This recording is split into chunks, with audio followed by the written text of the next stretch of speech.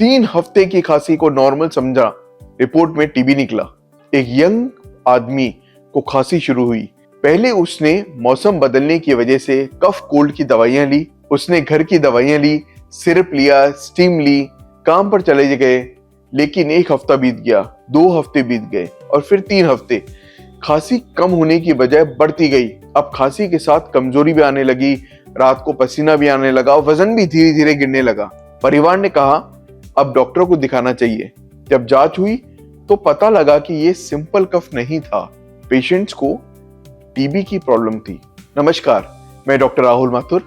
हर खांसी टीबी नहीं होती, लेकिन 2 या 3 हफ्ते से ज्यादा चलने वाली खांसी को इग्नोर नहीं करना चाहिए।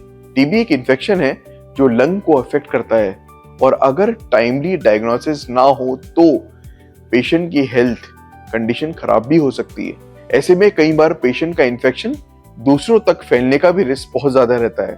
अगर खांसी लंबे समय तक बनी रहे, खांसी में बलगम या खून आए, शाम को बार बार फीवर चढ़े और पसीना सा आए, घबराहट हो, वजन गिरे या धीरे धीरे भूख कम हो जाए, जिसकी वजह से कमजोरी लगातार बनी रहे, तो डॉक्टर से जरूर कंसल्ट करें।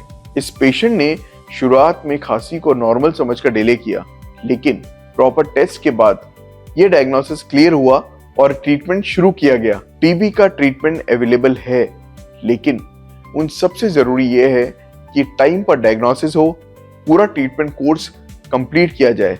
बिग मिस्टेक, सबसे बड़ी गलती होती है खांसी के सिरप से दबाते रहना और चेकअप डिले करना।